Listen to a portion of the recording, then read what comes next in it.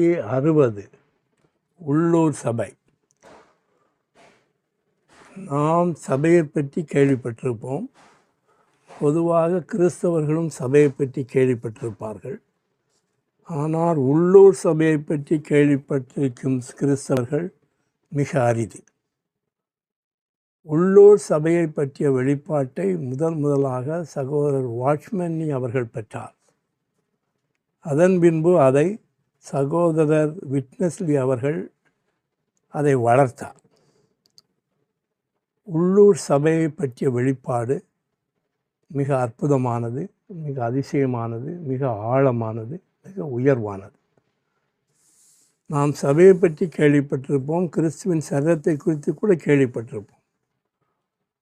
ஆனால் கிறிஸ்துவின் சரீரத்தை நடைமுறைப்படுத்துவதற்கும் கிறிஸ்துவின் சரீரம் கட்டி எழுப்பப்படுவதற்கும் உள்ளூர் சபைகள் மிகவும் அவசியம். உள்ளூர் சபைகளை வழிமுறை என்று சொல்லலாம். கிறிஸ்துவினுடைய சரீரத்தை இலக்கு என்று சொல்லலாம். கிறிஸ்துவின் சரீரத்தை அடைவதற்கான இலக்கு உள்ளூர் சபையாக இருக்கிறது. உள்ளூர் சபை இல்லை என்றால் கிறிஸ்துவின் சரீரத்தை கட்டி எழுப்ப முடியாது. கிறிஸ்துவின் சரீரத்திற்கான வெளியாக்கம் இருக்க முடியாது. ஆனால் அதே நேரத்தில் கிறிஸ்துவின் சரீரம் இல்லை என்றால் உள்ளூர் சபை வெறுமையானதாக இருக்கும். இன்னும் சொல்லப்போனால் உள்ளூர் சபையினுடைய உள்ளடக்கம் கிறிஸ்துவனுடைய சரீரமாக இருக்க வேண்டும். ஸோ இந்த செய்தியில் நாம் உள்ளூர் சபையை பற்றிய ஒரு வெளிப்பாட்டை நாம் பார்க்க போகிறோம். Roman numeral 1. புதிய ஏற்பாட்டில் சபை முதலாவது மத்தேயு புத்தகத்தில் குறிப்பிடப்படுகிறது. மத்தேயு எழுதின சுவிசேஷத்தில் முதலாக சபையை பற்றி முதலில் பேசுகிறவர் கர்த்தராகிய இயேசு கிறிஸ்து. மத்தேயு 16:18, 18:17. மத்தேயு 16:18 இந்த கல்லின் மேல் என் சபையை கட்டுவேன். கர்த்தராகிய இயேசு கிறிஸ்து இந்த பூமியில் இருந்தபோது ஒரு நாள் சீஷர்களிடம் கேட்டார், என்னை யார் என்று சொல்கிறார்கள் என்று. அப்பொழுது உம்மை யோவான் ஸ்நானகன் என்று சொல்கிறார்கள், எலியா என்று சொல்கிறார்கள், பெரிய தீர்க்கதரிசி என்று சொல்கிறார்கள் என்று சொன்னார்கள். அப்பொழுது அவர் கேட்டார், நீங்கள் என்னை யார் என்று நினைக்கிறீர்கள் என்று. அதற்கு பேதுரு சொன்னார், நீர் ஜீவனுள்ள தேவனுடைய குமாரனாகிய கிறிஸ்து என்று சொன்னார். அப்பொழுது கர்த்தராகிய இயேசு கிறிஸ்து சொன்னார், பேதுருவே, இதை பரலோகத்திற்கு என் பிதாதான் எனக்கு வெளிப்படுத்தினார் என்று சொல்லிவிட்டு சொல்கிறார், இந்த கல்லின் மேல் என் சபையை கட்டுவேன். கிறிஸ்துவின் மேல், கிறிஸ்துவின் வெளிப்பாட்டின் மேல் இந்த சபையை கட்டுவேன் என்று இயேசு கிறிஸ்து முதலாக புதிய ஏற்பாட்டில் சபையை பற்றி சொன்னார். மத்தேயு 18:17 அவர்களுக்கும் அவர் செவிகொடாமல் போனால் அதை சபைக்கு தெரியப்படுத்து. ஸோ இது உள்ளூர் சபையை பற்றி சொல்கிறது. ஸோ புதிய ஏற்பாட்டில் சபை முதலாவது மத்தேயு புத்தகத்தில் குறிப்பிடப்படுகிறது. மத்தேயு 16:18 பிரபஞ்சமடாவிய சபையை பற்றி பேசுகிறது. அது ஒப்பற்ற கிறிஸ்துவின் சரீரமாயிருக்கிறது. ஸோ மத்தேயு 16:18 பிரபஞ்சமளாவிய சபையை பற்றி பேசுகிறது. அது ஒப்பற்ற கிறிஸ்துவின் சரீரமாயிருக்கிறது. மத்தேயு 16:18 எபேசியர் 4:4. மத்தேயு 16:18 இந்த கல்லின் மேல் என் சபையை கட்டுவேன். எபேசியர் 4:4 உங்களுக்கு உண்டான அழைப்பினாலே நீங்கள் ஒரே நம்பிக்கைக்கு அழைக்கப்பட்டது போல ஒரே சரீரமும் ஒரே ஆவியும் உண்டு. மத்தேயு 18:17 உள்ளூர் சபையை பற்றி பேசுகிறது. அது ஒரு உள்ளூரிலுள்ள ஒப்பற்ற கிறிஸ்துவின் சரீரத்தின் வெளியாக்கம். மத்தேயு 18:17 உள்ளூர் சபையை பற்றி பேசுகிறது. அது ஒரு உள்ளூரில் உள்ள ஒப்பற்ற கிறிஸ்துவின் வெளியாக்கம், கிறிஸ்துவின் சரீரத்தின் வெளியாக்கம். மத்தேயு 18:17 அப்போஸ்தலர் 13:1. மத்தேயு 18:17 அவர்களுக்கும் அவன் செவிகொடாமல் போனால் அதை சபைக்கு தெரியப்படுத்து. அப்போஸ்தலர் 13:1 அந்தியோகியா பட்டணத்தில் உள்ள சபையிலே தீர்க்கதரிசிகளும் போதகர்களும் இருந்தார். ஸோ புதிய ஏற்பாட்டில் சபையை பற்றி முதலாக மத்தேயு புத்தகம் பேசுகிறது. மத்தேயு 16:18 பிரபஞ்சமளாவிய கிறிஸ்துவனுடைய ஒப்பற்ற ஒரே சரீரத்தை குறித்து பேசுகிறது. பிரபஞ்சமளாவிய சபையை பற்றி பேசுகிறது. அது ஒப்பற்ற கிறிஸ்துவின் சரீரமாக இருக்கிறது. மத்தேயு 18:17 உள்ளூர் சபையை பற்றி பேசுகிறது. அது ஒரு உள்ளூரில் உள்ள ஒப்பற்ற கிறிஸ்துவின் சரீரத்தின் வெளியாக்கமாக இருக்கிறது. ரோமனியர் 2 பிரபஞ்சமளாவிய சபையாகிய கிறிஸ்துவின் சரீரத்தின் நடைமுறை வாழ்க்கைக்கும் வெளியாக்கத்திற்கும் உள்ளூர் சபைகள் தேவை. பிரபஞ்சமளாவிய சபையாகிய கிறிஸ்துவின் சரீரத்தின் நடைமுறை வாழ்க்கைக்கும் வெளியாக்கத்திற்கும் உள்ளூர் சபைகள் தேவை. எபேசியர் 1:22-23, ரோமர் 16:4. எபேசியர் 1:22-23 எல்லாவற்றையும் அவருடைய பாதங்களுக்கு கீழ்ப்படுத்தி எல்லாவற்றையும் எல்லாவற்றாலும் நிரப்புகிறவருடைய நிறைவாகிய சரீரமாகிய சபைக்கு அவரை எல்லாவற்றிற்கும் மேலான தலையாக தந்தருளினார். ரோமர் 16:4 புறஜாதியாரில் உண்டான சபையார் எல்லாரும் நன்றியறிதல் உள்ளவர்களாக இருக்கிறார்கள். கிறிஸ்துவின் சரீரத்தின் நடைமுறை வாழ்க்கையான சரீர வாழ்க்கை உள்ளூர் சபைகளில் இருக்கிறது.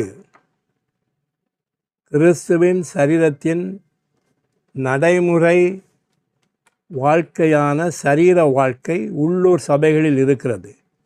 1 கொரிந்தியர் 16:1, 2 கொரிந்தியர் 8:1, 1 கொரிந்தியர் 16:1 பரிசுத்தவான்களுக்கு செய்யப்படும் தர்ம பணத்தை குறித்து நான் கலாத்தியா நாட்டு சபைகளுக்கு பண்ணின திட்டத்தின்படியே நீங்களும் செய்யுங்கள். 2 கொரிந்தியர் 8:1 சகோதரரே, மக்கதோனியா நாட்டு சபைகளுக்கு தேவன் அளித்த கிருபையை உங்களுக்கு அறிவிக்கிறோம். கிறிஸ்துவின் சரீரத்தின் நடைமுறைக்கான சரீர வாழ்க்கை உள்ளூர் சபைகளில் இருக்கிறது. கிறிஸ்துவின் சரீரம் பல உள்ளூர் சபைகளாக வெளிப்படுத்தப்படுகிறது, வெளியாக்கப்படுகிறது. 1 கொரிந்தியர் 1:2, அப்போஸ்தலர் 8:1, 1 கொரிந்தியர் 1:2 கொரிந்துவிலே உள்ள தேவனுடைய சபைக்கு எழுதுகிறதாவது, அப்போஸ்தலர் 8:1 அக்காலத்திலே எருசலேமில் உள்ள சபைக்கு மிகுந்த துன்பம் உண்டாயிற்று. கிறிஸ்துவின் சரீரம் பல உள்ளூர் சபைகளாக வெளிக்காட்டப்படுகிறது அல்லது வெளியாக்கப்படுகிறது. கிறிஸ்துவின் சரீரத்தின் பிரபஞ்சமளாவிய சபையாகிய கிறிஸ்துவின் சரீரத்தின் நடைமுறை வாழ்க்கைக்கும் வெளியாக்கத்திற்கும் உள்ளூர் சபைகள் தேவை. கிறிஸ்துவின் சரீரத்தின் நடைமுறை வாழ்க்கைக்கான சரீர வாழ்க்கை உள்ளூர் சபைகளில் இருக்கிறது. கிறிஸ்துவின் சரீரம் பல உள்ளூர் சபைகளாக வெளிக்காட்டப்படுகிறது. ரோமனியர் 3 உள்ளூர் சபையின் சட்ட எல்லையும் கட்டமைப்பும் பின்வருமாறு. உள்ளூர் சபையின் சட்ட எல்லையும் கட்டமைப்பும் பின்வருமாறு. ஒரு உள்ளூர் சபை ஒரு நகரம் அல்லது ஒரு பட்டணம் அல்லது பஞ்சாயத்து, நகராட்சி, மாநகராட்சி போன்ற நிர்வாக ஆட்சி எல்லையின் சட்ட எல்லையில் ஸ்தாபிக்கப்படுகிறது. ஒரு உள்ளூர் சபை ஒரு நகரம் அல்லது ஒரு பட்டணம் அல்லது ஒரு பஞ்சாயத்து அல்லது ஒரு நகராட்சி அல்லது ஒரு மாநகராட்சி போன்ற நிர்வாக ஆட்சி எல்லையில் சட்ட எல்லையில் ஸ்தாபிக்கப்படுகிறது. ரோமர் 16:1, கொலோசியர் 4:15, ரோமர் 16:1 கெங்கேரியா ஊர் சபைக்கு ஊழியக்காரியான நம்முடைய சகோதரி பெபேயாள். கொலோசியர் 4:15 லவோதிக்கேயிலிருந்து வருகிற சகோதரரையும் நிம்பாவையும் அவன் வீட்டில் கூடி வருகிற சபையையும் வாழ்த்துங்கள். ஒரு நகரத்தில் ஒரே ஒரு உள்ளூர் சபையே இருக்க வேண்டும். ஏனெனில் கிறிஸ்துவின் சரீரம் ஒப்பற்ற ஒன்றே. அதனால் ஒரே ஒரு உள்ளூர் வெளியாக்கம் இருக்க வேண்டும்.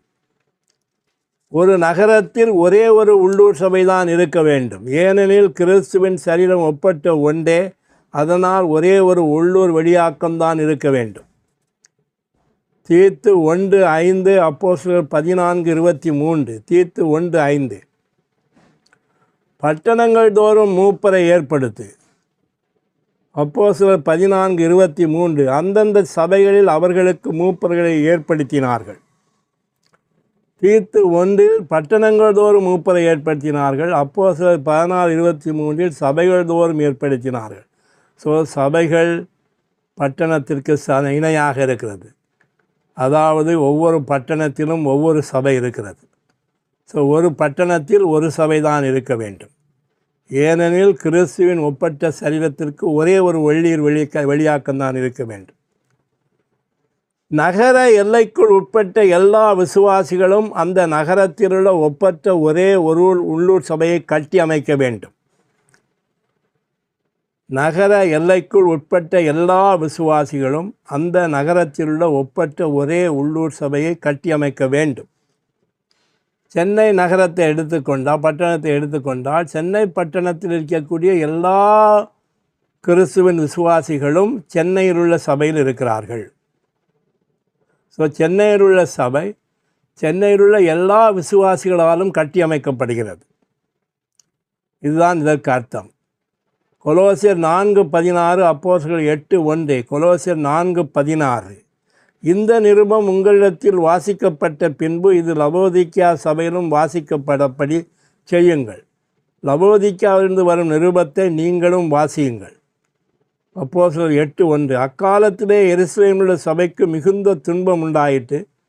அப்போஸ்தலர் தவிர மற்ற யாவரும் யூதேயா சமாரியா தேசங்களில் சிதறுண்டு போனார்கள்.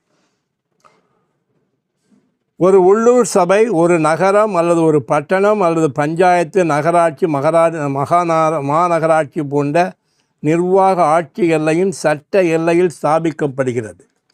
ஒரு நகரத்தில் ஒரே ஒரு உள்ளூர் சபை இருக்க வேண்டும். ஏனெனில் கிறிஸ்துவின் சரீரம் ஒப்பற்ற ஒன்றே. அதனால் ஒரே ஒரு உள்ளூர் சபைதான் உள்ளூர் வெளியாக்கமே இருக்க வேண்டும். நகர எல்லைக்குள் உட்பட்ட எல்லா விசுவாசிகளும் அந்த நகரத்திலுள்ள ஒப்பற்ற ஒரே உள்ளூர் சபையை கட்டியமைக்க வேண்டும். ரோமர் 4. ஒரு உள்ளூர் சபையில் மூப்பர்களும் உதவிக்காரிகளும் இருந்தாலும் ஒரு உள்ளூர் சபையில் படிநிலை இல்லை. ஒரு உள்ளூர் சபையில் மூப்பர்களும் உதவிக்காரிகளும் இருந்தாலும் ஒரு உள்ளூர் சபையில் படிநிலை இல்லை. அப்போஸ்தலர் 14:23. வெளிப்படுத்தின 2:6. அப்போஸ்தலர் 14:23. அந்தந்த சபைகளில் அவர்களுக்கு மூப்பர்களை ஏற்படுத்தினார்கள். வெளிப்படுத்தின 2:6. நான் வெறுக்கிற நிக்கோலாஸ் மதஸ்தரின் கிரியையை நீனும் வெறுக்கிறாய். ஒரு உள்ளூர் சபையில் மூப்பத்துவம். ஒன்றுக்கு மேற்பட்ட மூப்பர்கள் சபையை மேற்பார்க்க இருக்கிறார்கள். மூப்பர்கள் ஆவிக்குரிய காரியங்களில் விசுவாசிகள் மத்தியில் முன்னிலை எடுக்கிறார்கள். ஸோ ஒரு உள்ளூர் சபையில் மூப்பத்துவம், அதாவது ஒன்றுக்கு மேற்பட்ட மூப்பர்கள் இருக்கிறார்கள். இவர்கள் சபையை மேற்பார்ப்ப இருக்கிறார்கள். மூப்பர்கள் ஆவிக்குரிய காரியங்களில் விசுவாசிகள் மத்தியில் முன்னிலை எடுக்கிறார்கள். அப்போஸ்தலர் 20:17. யாக்கோபு 5:14. அப்போஸ்தலர் 20:17. மிலேத்தியிலிருந்து அவன் எபேசுக்கு ஆள் அனுப்பி சபையின் மூப்பரை வரவழைத்தான். யாக்கோபு 5:14. உங்களில் ஒருவன் வியாதிப்பட்டால் அவன் சபையின் மூப்பர்களை வரவழைப்பானாக. அவர்கள் கர்த்தருடைய நாமத்தினாலே அவனுக்கு எண்ணெய் பூசி அவனுக்காக ஜெபம் பண்ண கடவர்கள். ஸோ சபையிலே மூப்பர்கள் இருக்கிறார்கள். உதவிக்காரிகளும் கூட இருக்கலாம்.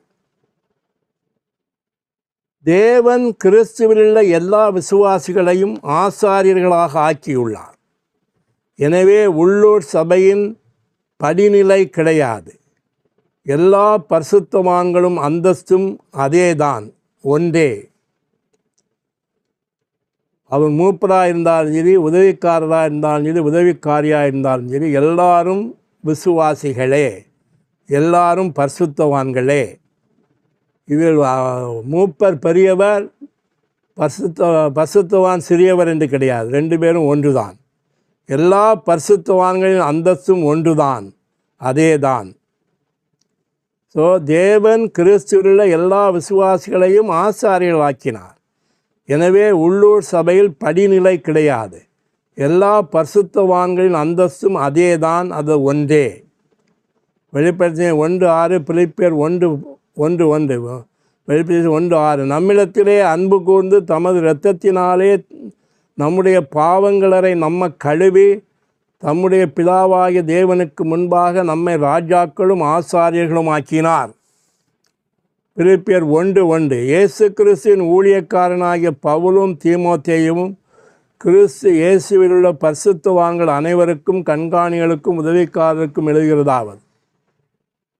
இங்கு கண்காணிகள், உதவிக்காரர்கள், சபையின் பரிசுத்தவான்கள் எல்லாரும் ஒரே கூட்டம்தான். எல்லாருமே சேர்ந்து பரிசுத்தவான்கள் தான். அந்த பரிசுத்தவான்களுக்குள் கண்காணிகளும் இருக்கிறார்கள், உதவிக்காரர்களும் இருக்கிறார்கள். எனவே அங்கு படிநிலை கிடையாது. ஒரு உள்ளூர் சபையில் மூப்பர்களும் உதவிக்காரர்களும் உதவிக்காரிகளும் இருந்தாலும் ஒரு உள்ளூர் சபையில் படிநிலை கிடையாது, இல்லை. ஒரு உள்ளூர் சபையில் மூப்பத்துவம், ஒன்றுக்கு மேற்பட்ட மூப்பர்கள் சபையை மேற்பார்க்க இருக்கிறார்கள். மூப்பர்கள் ஆவிக்குரிய காரியங்களில் விசுவாசிகள் மத்தியில் முன்னிலை எடுக்கிறார்கள். தேவன் கிறிஸ்துவிலுள்ள எல்லா விசுவாசிகளையும் ஆசாரியர்களாக ஆக்கியுள்ளார். எனவே உள்ளூர் சபையில் படிநிலை கிடையாது. எல்லா பரிசுத்தவான்களும் அந்தஸ்தும் அதே தான், ஒன்றே. ரோமனியர் 5. உள்ளூர் சபைகள் சுபாவத்திலும் போதனையிலும் பயிற்சியிலும் ஒரே மாதிரியாக இருக்கின்றன, ஆனால் நிர்வாகத்தில் சுயாதீனமாக இருக்கின்றன. வெளிப்படுத்தின 1:11-12, 1 கொரிந்தியர் 11:16, 4:17. வெளிப்படுத்தின 1:11-12. நீ காண்கிறதை ஒரு புஸ்தகத்தில் எழுதி ஆசியாவில் இருக்கிற 7 சபைகளுக்கும் அனுப்பு. என்னுடன் பேசின சத்தத்தை பார்க்க திரும்பினேன். திரும்பின போது 7 பொன்குத்து விளக்குகளை கண்டேன். 1 கொரிந்தியர் 11:16. ஒருவன் வாக்குவாதம் செய்ய மனதாக இருந்தால் எங்களுக்கும் தேவனுடைய சபைகளுக்கும் அப்படிப்பட்ட வழக்கு இல்லை என்று அறிய கடவன். 4:17. நான் எங்கும் எந்த சபையிலும் போதித்து வருகிற பிரகாரம் கிறிஸ்துவுக்குள்ளான என் நடக்கையை அவன் உங்களுக்கு ஞாபகப்படுத்துவான். Lord Jesus. உள்ளூர் சபைகள் சாராம்சத்திலும், அதாவது தெய்வீக சுபாவம், தெய்வீக ஜீவன், போதனையிலும், அதாவது அப்போஸ்தலர் போதனை, பயிற்சியிலும், அதாவது தேவன் நியமித்த வழி, ஒரே மாதிரி உள்ளன. உள்ளூர் சபைகள் சாராம்சத்திலும் போதனையிலும் பயிற்சியிலும் ஒரே மாதிரி உள்ளன. வெளிப்படுத்தின 1:20, தீத்து 1:9, லார்ட் ஜீசஸ். 2 தீமோத்தேயு 2:22. வெளிப்படுத்தின 1:20. நீ கண்ட 7 பொன் குத்துவிளக்குகளும் 7 சபைகள். தீத்து 1:9. ஆரோக்கியமான அப்போஸ்தலர் உபதேசத்தினாலே புத்தி சொல்ல வேண்டும். 2 தீமோத்தேயு 2:22. பாலியத்துக்குரிய இச்சைகளுக்கு நீங்களாகி ஓடி சுத்த இருதயத்தோடு கர்த்தரை தொழுது கொள்கிறவர்களுடனே நீதியையும் விசுவாசத்தையும் சமாதானத்தையும் அடையும்படி நாடு. Lord Jesus. உள்ளூர் சபைகளின் சாராம்சம் தெய்வீக சுபாவமும் ஜீவனும். உள்ளூர் சபையின் போதனை அப்போஸ்தலர் போதனை. உள்ளூர் சபையின் பயிற்சி தேவன் நியமித்த வழி. இந்த மூன்றிலும், சாராம்சத்திலும் போதனையிலும் பயிற்சியிலும் எல்லா உள்ளூர் சபைகளும் ஒரே மாதிரியாக உள்ளன. அதன் நிர்வாகத்தில் உள்ளூர் சபைகள் சுயாதீனமானவைகள். 1 கொரிந்தியர் 16:1, 1 தீமோத்தேயு 3:5, எபிரேயர் 3:5-6, 1 கொரிந்தியர் 16:1. பரிசுத்தவான்களுக்கு சேர்க்கப்படும் தர்ம பணத்தை குறித்து நான் கலாத்தியா நாட்டு சபைகளுக்கு பண்ணின திட்டப்படியே நீங்களும் செய்யுங்கள். 1 தீமோத்தேயு 3:5. ஒருவன் தன் சொந்த குடும்பத்தை நடத்த அறியாதிருந்தால் தேவனுடைய சபையை எப்படி விசாரிப்பான்? எபிரேயர் 3, 5:6. ஓ லார்ட் ஜீசஸ், ஓ லார்ட் ஜீசஸ், அல்லேலூயா.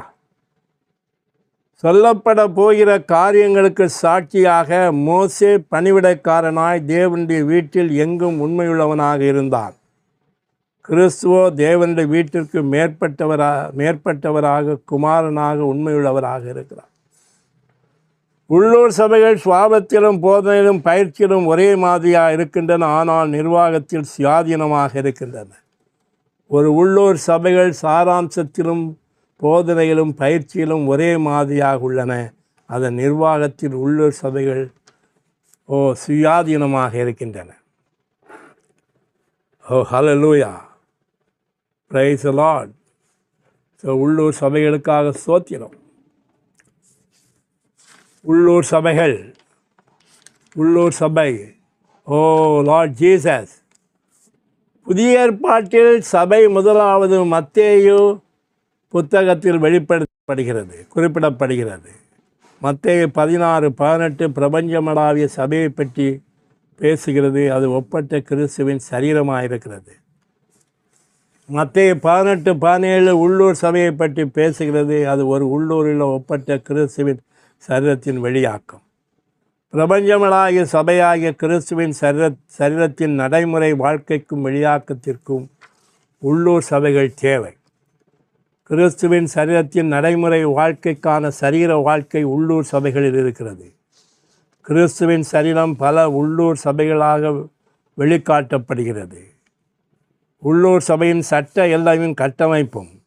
ஒரு உள்ளூர் சபை ஒரு நகரம் அல்லது ஒரு பட்டணம் அல்லது ஒரு பஞ்சாயத்து, நகராட்சி, மாநகராட்சி போன்ற நிர்வாக ஆட்சி எல்லையின் சட்ட எல்லையில் ஸ்தாபிக்கப்படுகிறது. ஒரு நகரத்தில் ஒரே ஒரு உள்ளூர் சபை இருக்க வேண்டும், ஏனெனில் கிறிஸ்துவின் சரீரம் ஒப்பற்ற ஒன்றே. அதனால் ஒரே ஒரு உள்ளூர் வெளியாக்கமே இருக்க வேண்டும். நகர எல்லைக்குள் உட்பட்ட எல்லா விசுவாசிகளும் அந்த நகரத்தில் ஒப்பற்ற ஒரே உள்ளூர் சபையை கட்டியமைக்க வேண்டும். ஒரு உள்ளூர் சபையில் மூப்பர்களும் உதவிக்காரிகளும் இருந்தாலும் ஒரு உள்ளூர் சபையில் படிநிலை கிடையாது, படிநிலை இல்லை. ஒரு உள்ளூர் சபையில் மூப்பத்துவம், ஒன்றுக்கு மேற்பட்ட மூப்பர்கள் சபையை மேற்பார்க்க இருக்கிறார்கள். மூப்பர்கள் ஆவிக்குரிய காரியங்களில் விசுவாசிகள் மத்தியில் முன்னிலை எடுக்கிறார்கள். தேவன் கிறிஸ்துவுள்ள எல்லா விசுவாசிகளையும் ஆசாரியர்களாக ஆக்கியுள்ளார். எனவே உள்ளூர் சபையில் படிநிலை கிடையாது. எல்லா பரிசுத்தவான்களின் அந்தஸ்தும் அதேதான், ஒன்றே. உள்ளூர் சபைகள் சுவாபத்திலும் போதனையிலும் பயிற்சியிலும் ஒரே மாதிரியாக இருக்கின்றன, ஆனால் நிர்வாகத்தில் சுயாதீனமாக இருக்கின்றன. உள்ளூர் சபைகள் சாராம்சத்திலும் தெய்வீக சுவாபம், தெய்வீக ஜீவன், போதனையிலும் அப்போஸ்தலர் போதனை, பயிற்சியிலும் தேவன் நியமித்த வழி ஒரே மாதிரியாக உள்ளன. அதன் நிர்வாகத்தில் உள்ளூர் சபைகள் சுயாதீனமாக இருக்கின்றன. உள்ளூர் சபை வழிமுறையாக இருக்கிறது. கிறிஸ்துவின் சரீரம் இலக்காக இருக்கிறது. கிறிஸ்துவின் சரீரத்தின் வெளியாக்கம் உள்ளூர் சபைகளில் இருக்கிறது. கிறிஸ்துவின் சரீரம் உள்ளூர் சபைகள் மூலமாக கட்டி எழுப்பப்படுகிறது. நாம் கிறிஸ்துவின் சரீரத்தின் சரீர வாழ்க்கையை வாழ வேண்டுமையானால் அது உள்ளூர் சபையில் தான் நாம் வாழ முடியும். இவ்வாறாக கிறிஸ்துவின் சரீரத்தை நாம் சூரியன் என்று வைத்து கொண்டால் உள்ளூர் சபையை நாம் நிலவாக வைத்து கொள்ளலாம். அந்த நிலவை சென்னையில் பார்க்கும்போது அது சென்னையில் உள்ள நிலவு, வாஷிங்டனில் பார்க்கும்போது அது வாஷிங்டனில் உள்ள நிலவு, இங்கிலாந்தில் பார்க்கும்போது அது இங்கிலாந்தில் உள்ள நிலவு. ஒரே ஒரு நிலவு தான், ஆனால் அது பல இடங்களில் உள்ளூர் சபைகளாக காட்டப்படுகிறது. சென்னையில் உள்ள சபை, வாஷிங்டனில் உள்ள சபை, லண்டனில் உள்ள சபை. ஒரு உள்ளூரிலே ஒரே ஒரு சபை தான் இருக்க வேண்டும். அந்த உள்ளூர் சபை அந்த ஊரில் உள்ள எல்லா விசுவாசிகளையும் உள்ளடக்குகிறது. அது மட்டுமல்ல, உள்ளூர் சபையில் மூப்பர்கள் இருக்கலாம், உதவிக்காரிகள் இருக்கலாம். அப்படியெல்லாம் இருந்தாலும் அதில் படிநிலை கிடையாது. யாரும் யாரையும் விட உயர்ந்தவர்கள் அல்ல, யாரும் யாரையும் விட தாழ்ந்தவர்கள் அல்ல. மூப்பர்களும் உதவிக்காரிகள் எல்லாரும் பரிசுத்தவான்கள். எல்லாருமே பரிசுத்தவான்கள் தான். படிநிலை கிடையாது, படிநிலை அந்தஸ்து கிடையாது, மேலானவன் கீழானவன் என்ற அந்தஸ்து கிடையாது. எல்லாரும் ஒன்று தான். வா, என்னே உள்ளூர் சபை. அப்படிப்பட்ட ஒரு உள்ளூர் சபையில் கர்த்தராகிய இயேசு கிறிஸ்து நம்மை வைத்திருக்கிறதுக்காக கர்த்தருக்கு நன்றி செலுத்துவோம். அந்த உள்ளூர் சபையில் வாழ்ந்து நாம் சரீர வாழ்க்கை வாழ்ந்து சரீரத்தை கட்டி எழுப்பி உள்ளூர் சபையின் மூலமாக கிறிஸ்துவின் பிரபஞ்சமளாவிய சபையாகிய கிறிஸ்துவின் சரீரத்தை வெளிக்காட்டுவோமாக. கர்த்தராகிய இயேசு கிறிஸ்து தாமே நம்மை ஆசீர்வதிப்பாராக. ஆமென். ஹல்லேலூயா.